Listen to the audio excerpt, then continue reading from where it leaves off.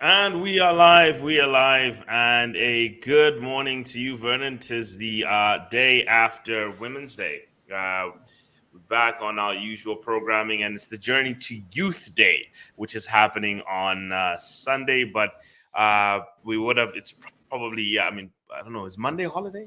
I'm not sure. I don't keep track of holidays. But all I know, all I know is all I know is had it been a previous admin, we probably would have had holidays all the way from Wednesday to Sunday. That part I would have known. I would have called a holiday. In fact, I would have just Mm. made the whole week a holiday and next week a holiday. But anyway, yes, tomorrow, obviously, we are heading towards the weekend, getting ready for it. Now, today I'm going to be going through a bit of market data, which is our usual roundup, but the international markets, not the local markets. Remember, markets were closed yesterday, so all the closings are going to be the same as they were yesterday. We're also going to be going through telecoms data that came out from the telecom statement that came out from ZICTA for the end of year and earnings results, which we'll be going through from Copperbelt Energy, Zanaco, Bata, trading statements from Zambia Breweries and Stanchart and African Explosives. A slew of results. We're expected to now have almost half of the reporting companies in by the end of this week in terms of the results that we should have so that we can have the results scoreboard. And then I'm going to give you a story that has actually been brewing in Zimbabwe. This has to do with what's happening with the lithium run and President, and I'm going to say exactly the way the reporters say it in the U.S. President Emerson Mnangagwa, who and what is happening with lithium policy. They suffer when it comes to DRC names. Zambia names and the president of Zambia, the president of DRC, and the president of Zimbabwe have made the Western reporters suffer with trying to say their names. It's literally been entertaining hearing them trip over their tongues trying to say their names. Hey, listen, they laugh at us. They laugh when we struggle to say names of theirs. So I revel when I start to hear them have trouble like that. The renditions I've heard them say with President Emerson Nangagwa people, not Manu Gwagwa. That sounds like a mascot for Man United. Anyway, let's get back into the game today. So looking at some of the data today, we've seen that Brent prices are down to $82.67. Copper is also down as well, while gold is also trading on the downwards direction. We are seeing from the economic calendar that there is the data that was precisely to come out following Federal Reserve Chair Powell's testimony. Remember yesterday, he has been testifying on Capitol Hill regarding monetary policy. So looking at some of the data that did come out yesterday, we did see that, following it up, we did see that industrial production coming out of Germany was up. Surprisingly upwards at 3.5% month-on-month growth, with retail sales downward by negative 0.3, but it's in a contraction slower. So Germany is signaling a bit of an industrial movement upwards. So we did see PMIs coming stronger. We did see a bit of industrial data coming stronger. So it does feel like the manufacturing sector around the world is starting to switch back on. And it's continuing to switch back on. Retail sales in Italy surprisingly up 1.7% when they were expected to contract on the month-on-month, and year-on-year up 6.2%. So we are seeing Europe starting to also recover a little bit on retail sales, while GDP growth data for quarter four, preliminary data 1.8% upwards for Europe. With employment changes up 1.5%, lower than expected of 1.7% year on year. So it does seem like the job market in Europe is growing slower than the job market in the USA.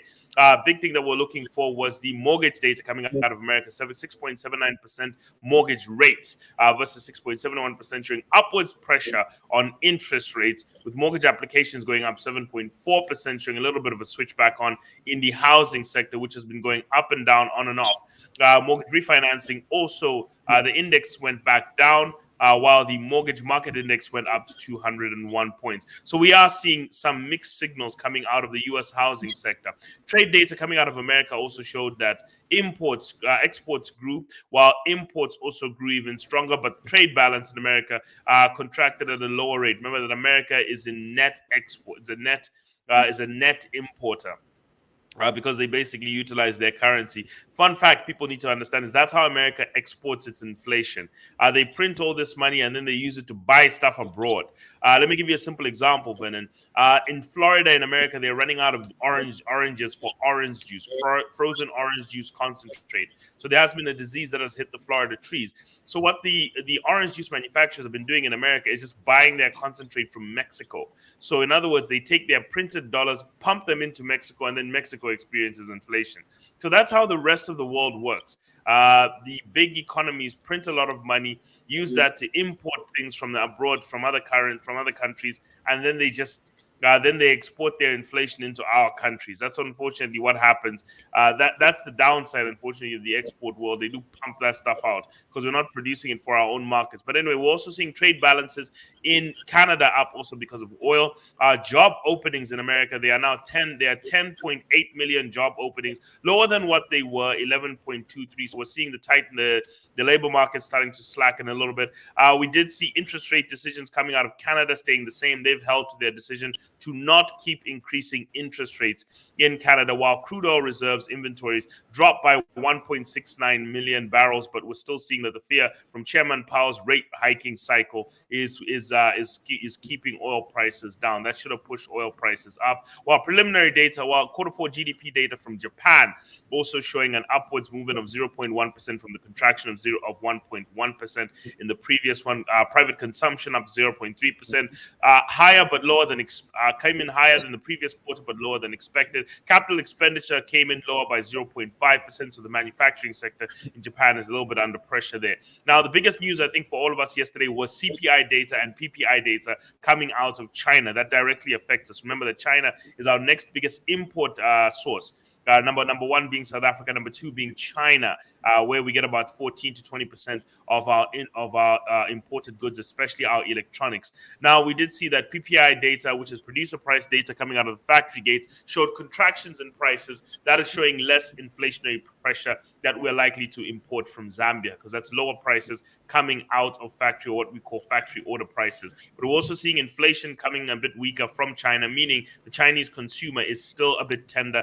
The manufacturing sector is doing good in China, but the consumer is still suffering a little bit, so they're not coming out as strong as possible. So what are we seeing? We're seeing industrial data still strong, retail sales data coming in mixed. Inflation has subdued, but interest rates are starting to pick back up again due to the stickiness of inflation. So this is the outcome, the outlooks, or the wins that we're expecting in from the four horsemen coming out of the developed world. Now, major news stories. Obviously, the main one is still Federal Reserve Chair Powell's his persistent push upwards of hike of rates.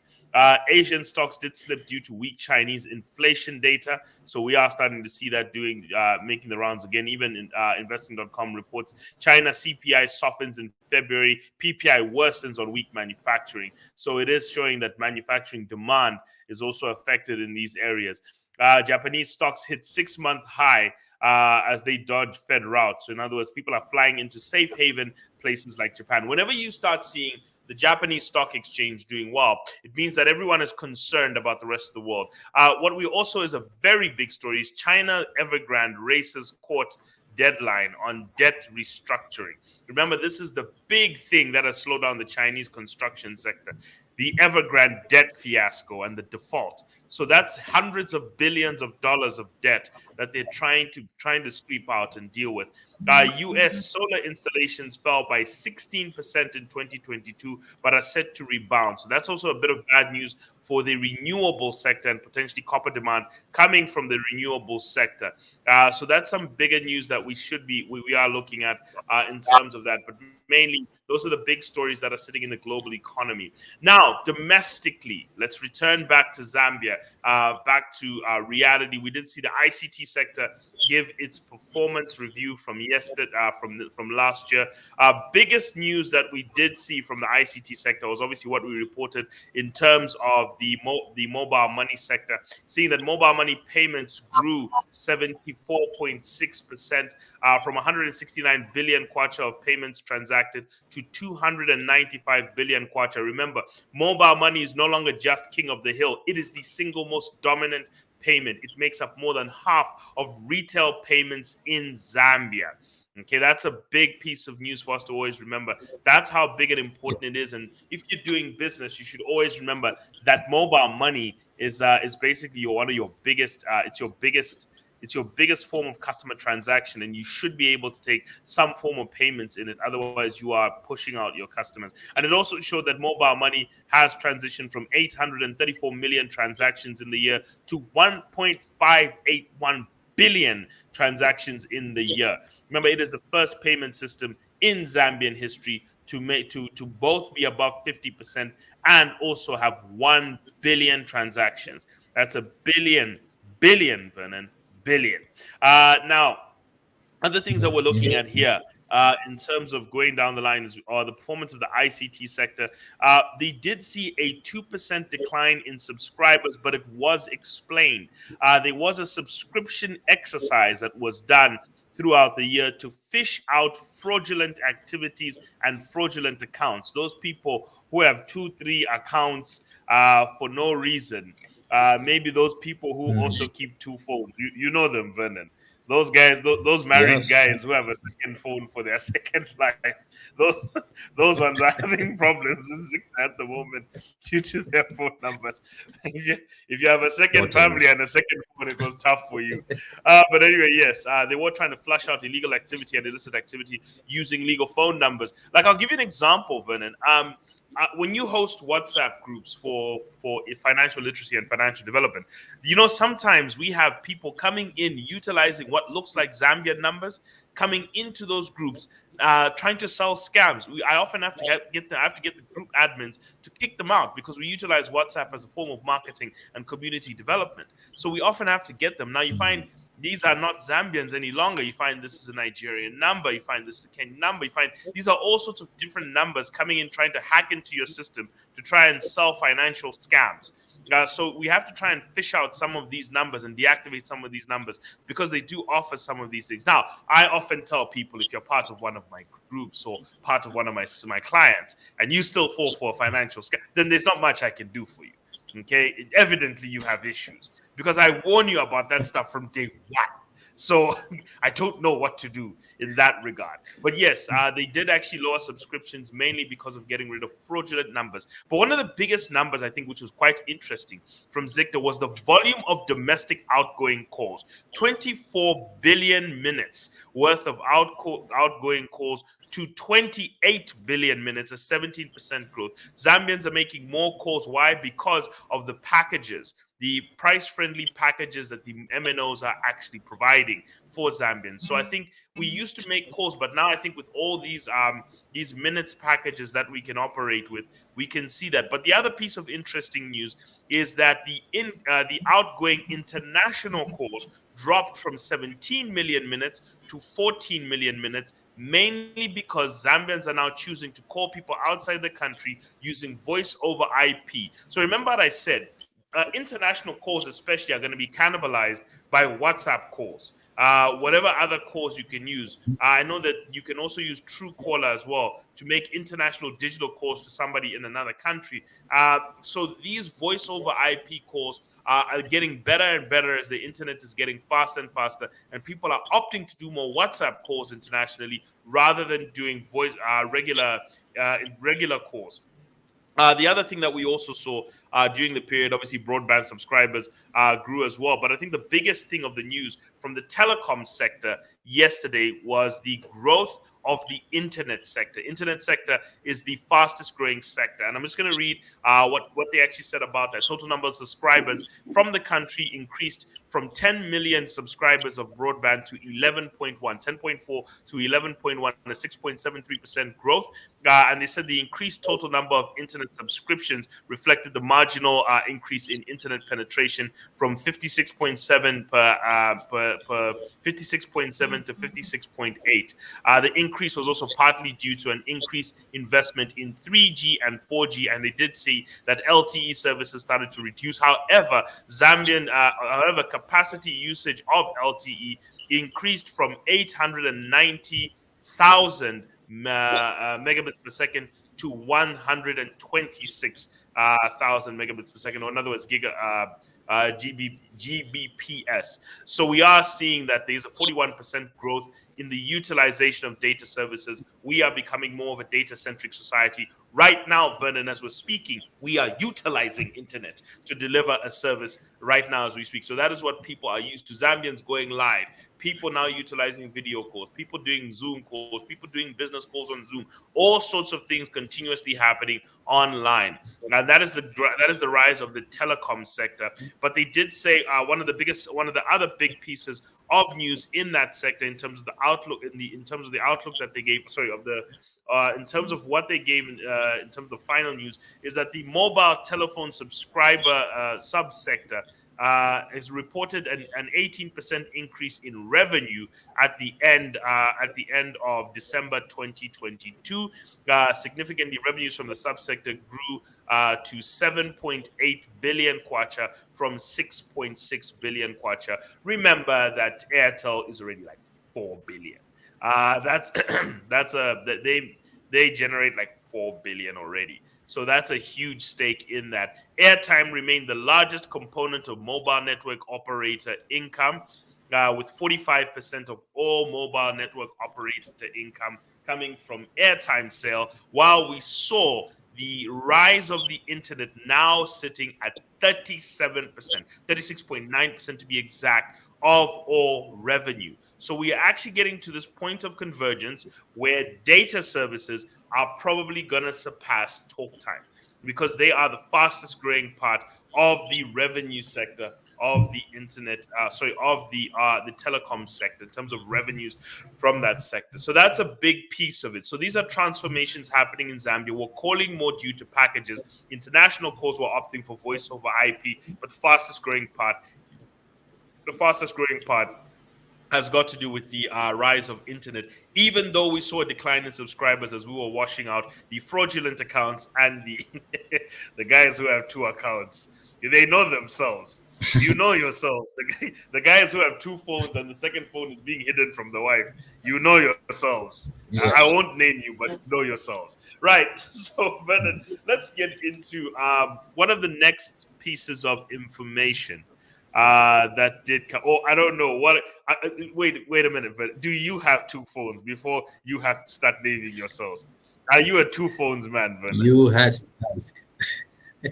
Huh? Of course not. I only have one SIM card. I have one SIM card with each network. So which one do we all know and which one do few people know? We'll answer that I need question off the. purpose. The other one- No, I'll leave it be. I'll leave it be. All the two phones brothers, don't worry. We won't name and shame you. We will not name and shame you. Let's get through some of the trading statements that did get issued out. First one that came out recently, Standard Chartered did release its trade statement saying that its profit after tax has declined by 31%, primarily attributed to a decline in revenue from interest income from interim government securities, and they were impacted heavily by a decline in treasury bill rates. Remember, treasury bill rates have dropped drastically. Standard Chartered mainly holds short-term securities and cash a lot instead of holding mostly government bonds and other government securities. So you often see that they're holding more cash in their portfolio as a bank. This negated a 79% rise in net fees and commissions. So they did make that by financial markets products, coupled with increased custody business activity.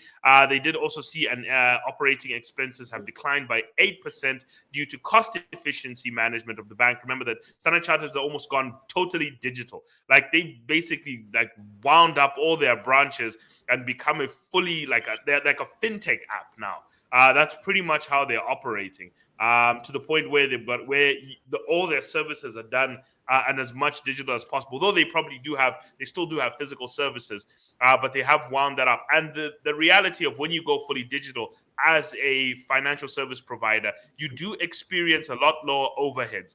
Probably marketing expenses are the things you probably start to go through a lot more. The bank recorded a balance sheet growth of 16%.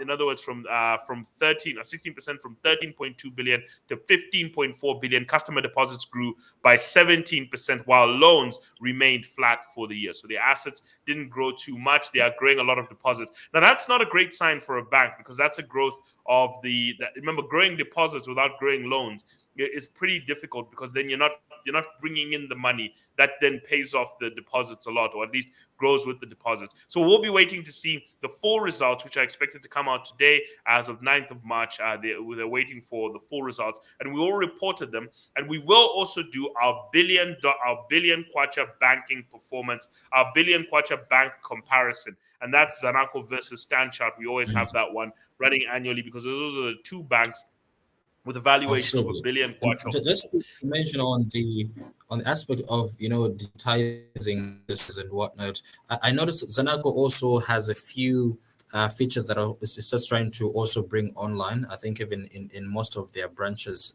I've been to they have a tablet and whatnot, just trying to get people acquainted with the online banking systems and features and whatnot. But I don't know how this is really working out for them. Challenge them. I don't know how rate this banking institution, and I feel also it may invite theft, crime online. The fact that we have people who do not really know the whereabouts, how to navigate these platforms so they can bank. I mean, it's money, so you're likely to have thieves. And I remember last time we heard individuals who are caught with, 25 ATM cards. I feel that is a bit unsafe. I don't know your view on that. Well, Vernon, if you're going to talk about financial safety, I think, look, the most unsafe form of money is cash, because that's what gets grabbed first. No one needs any technical skill to take cash from you. Plus, people just swindle you anyway. But the other things that we are seeing, yes, there is a rise in financial crime. Even Zicta did point that out in their report, that as we've seen more mobile money payments, so it's not just banks that are dealing with this. Even MNOs are dealing with this problem. The rise of mobile money crime is also starting to pick up a lot in Zambia. So there's a lot of work that needs to be done. One, in making people literate. Two, making people less greedy. But also people who are trying to fish money out of accounts. It's like I said, this is nationwide. In fact, this is global. In terms of this problem that we're dealing with, cybercrime is going to be one of the biggest issues and the biggest risks to the financial systems of many countries. There's a story, Vernon, that I also even watched recently about how Apple users need to be very careful about their phones, because once your iPhone goes missing, there's actually a path by which, as long as somebody knows your screen password, they can actually swipe out everything from your accounts. Almost all of your accounts, if you've connected things to your Apple device, you have to be very, very careful. Now, I don't know how much that's integrated with Zambia, but they are iPhone users in this country. So financial and technological crime are starting to converge to make life very difficult. Now, should we then weigh down the progress of the digital world because of theft?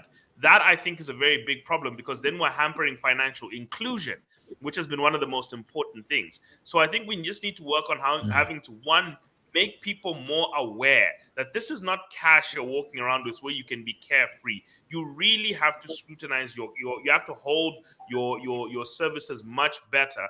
And you have to make sure that your security codes, your passwords, you must keep these things extremely private. Okay. I think teaching people how to become more security conscious with their devices. Your phone now is a point of attack. It's no longer just your wallet or your card. It's your phone now. That's a point of attack for people to be able to fish money out of your accounts and to get your hard-earned money away from you. So you have to be a bit more vigilant as people.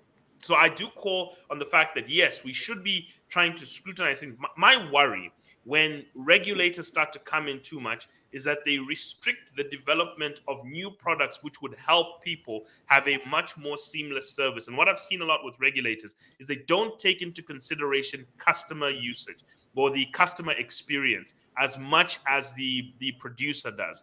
So if we could just get the regulators to also say, look, in as much as we need to come in here and protect the consumer, the other form of protection you can give a consumer is knowledge. Knowledge and education is actually a very strong form of protection for consumers to understand what they must do. And by equipping them knowledge wise, you make it a bit more difficult for a lot more people to start gathering information and stealing information out of people's accounts. But yes, as we're digitizing, all these financial service providers are digitizing right now, and it's part of what I call the 3D, Vernon. Digitization, decentralization, democratization, all financial services are going through the 3D. And if you don't catch up with that, because society is going that way, that's what the growth of mobile money is about. That's what the growth of so many services is about. It is the growth of 3D, which is happening in society. So yeah, it is a thing that we're actually going to see in the banking sector, and I'm just going to go through it through these Zanaco accounts as well. The results.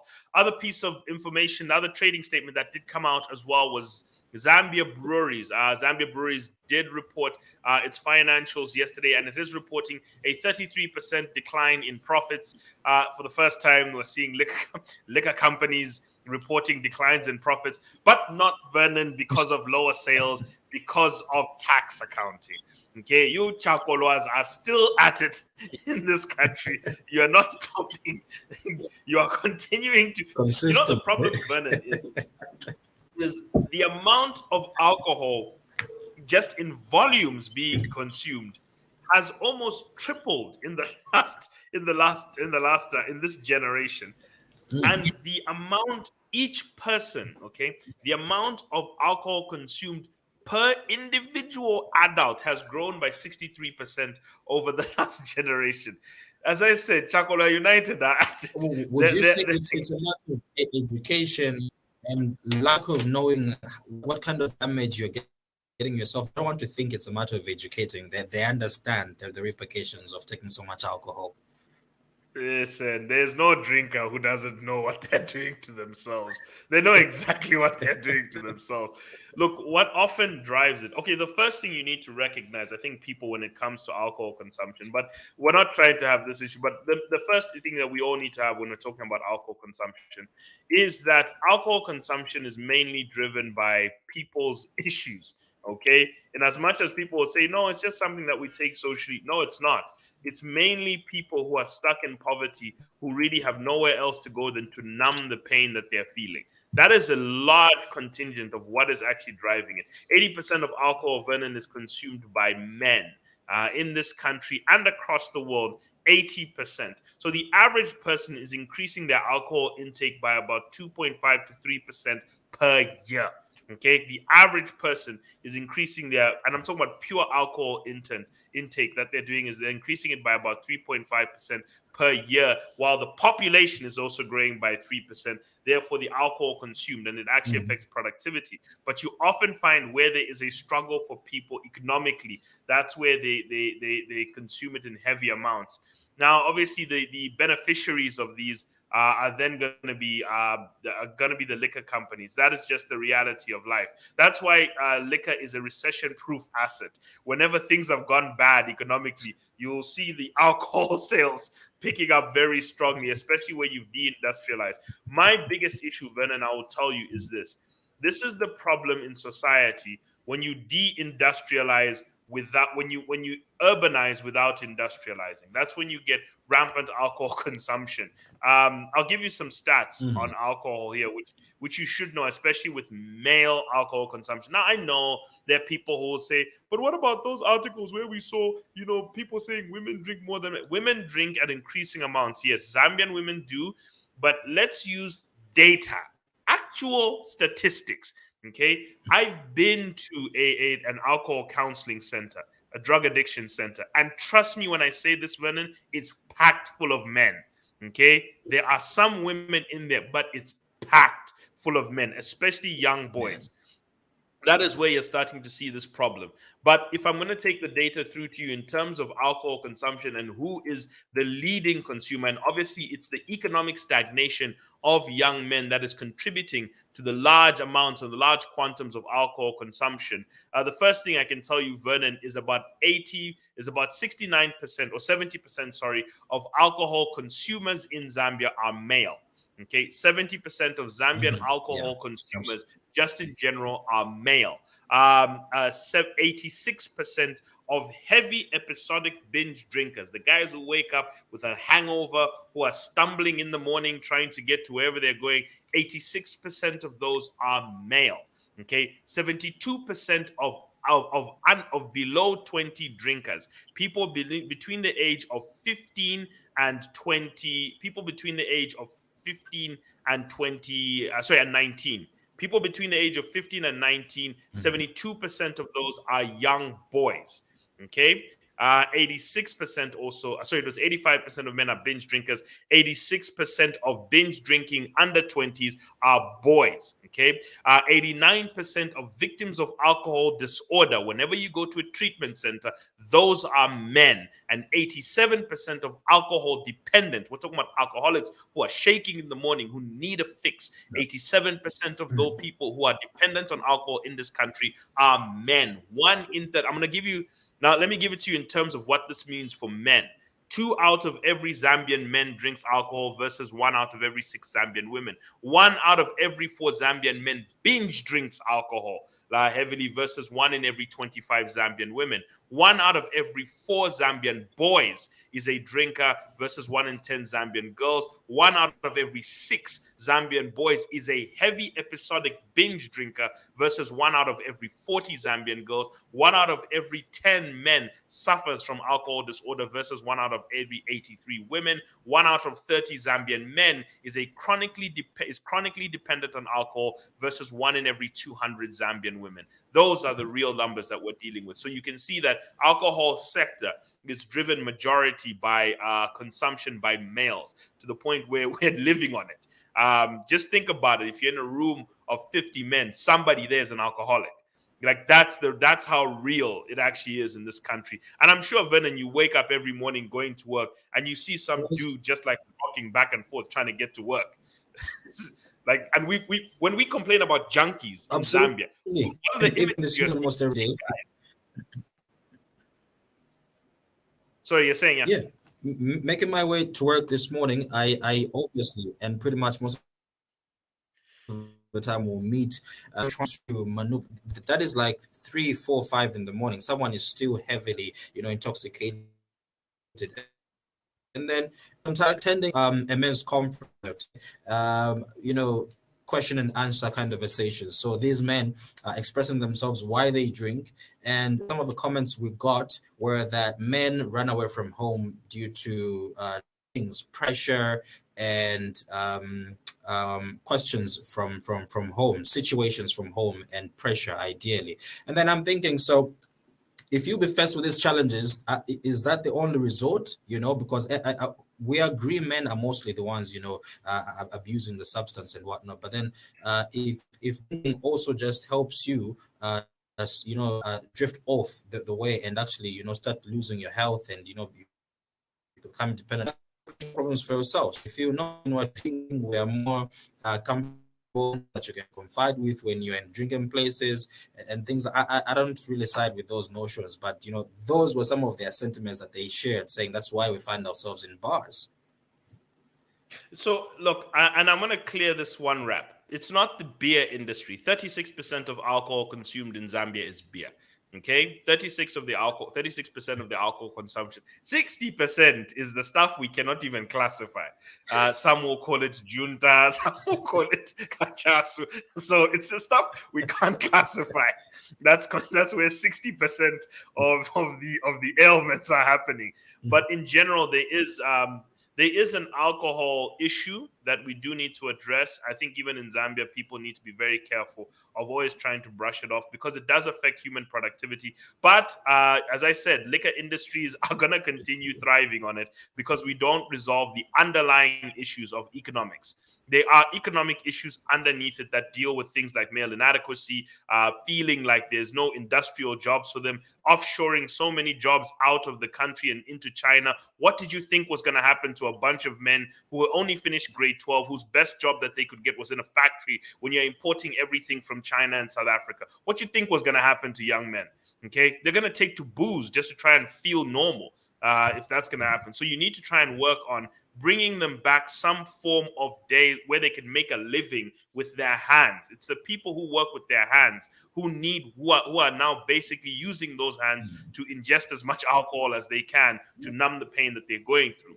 Now, some of the other data that quickly we're going to go through, Vernon, in terms of financial that we're seeing as well. African Explosive also reported a 75% decline in its earnings per share, in its profits, mainly attributable due to movements in revenue and corresponding decreases in material margins.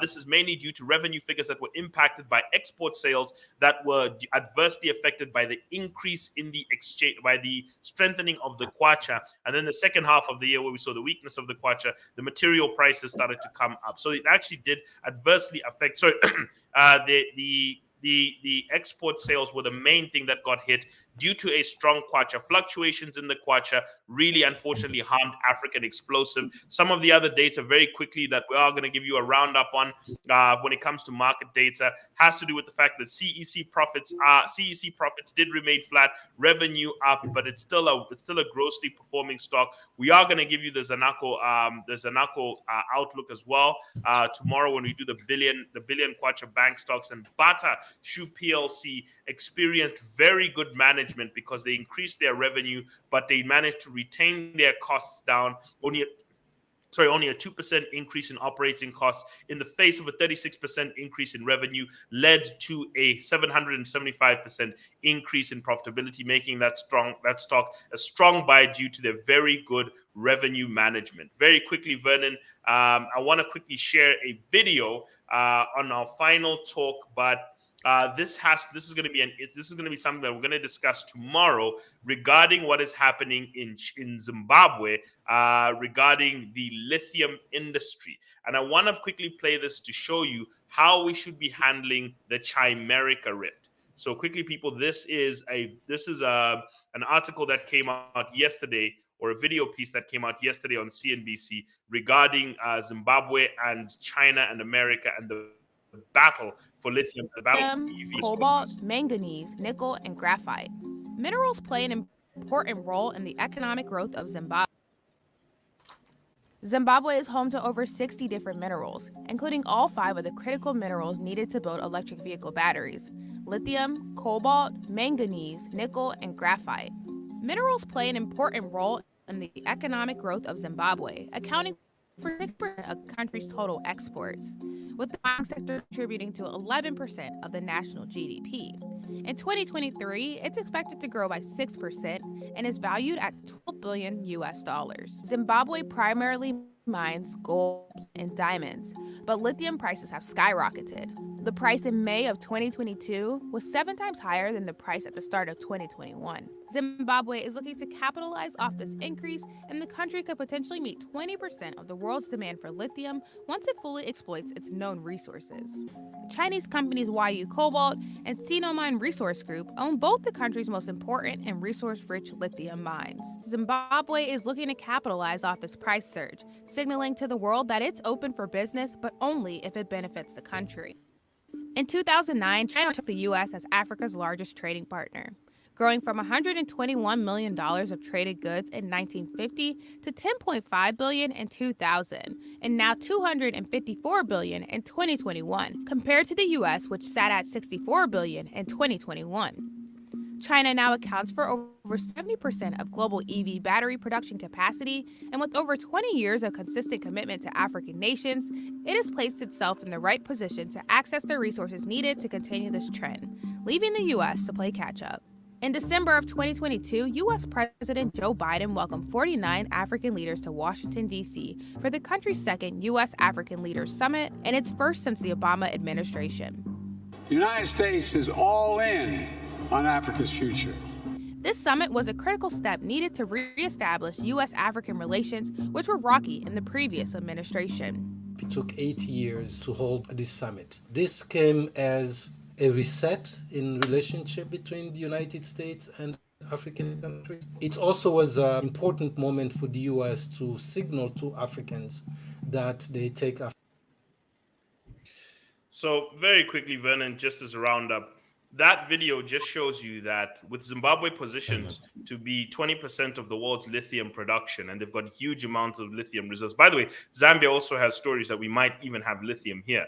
You can see that the battle over debt and financing and trade in Africa is really the battle over electric vehicle minerals. That is the real battle. And African nations need to wise up this time and not allow themselves to pick a side. Do not play one side. Even President Manu Gwagwa, as they called him in that video, in a different clip in that video, even he said, "We are friend to all and enemy to none." That is the right policy to have. Do not take China's side. Do not take America's side. In fact, even include the United Arab Emirates, but make sure that there are at least warring factions that you are able to deal with. Because if you try and take a side, you end up hurting yourself here. This is the time to take full advantage of the fact that they're all battling over mineral resources. That is the way to gain leverage to get a deal. Good deals this time that'll benefit the country. And that is what all policies have to be aimed towards. So if you think this is only happening in Zimbabwe, you're mistaken. It's happening in Zambia. That's the battle over our debt. That is why China is a little bit more hostile, because they're seeing America creeping in, trying to get minerals out of Africa for their EV batteries that they've spent 20 years. Imagine, Vernon, you spend 20 years with somebody and then some flashy person, their ex, just comes swooping back in. 20 years you've been with this person through their ups and downs, in their lowest, and then their ex comes in and now they're hype again. So that is why China is being a little bit defensive over Africa. We're starting to wing back to our ex, meaning what we're just doing is we're playing the two against each other to get the best deal. It's bad advice for dating, but wonderful advice for national policy. Play the sides against each other. So that's the way we gain our power. And if we play it smart, we can actually grow as an economy. I'll leave it there. Cheers, my brother. I appreciate it. Thank you so much.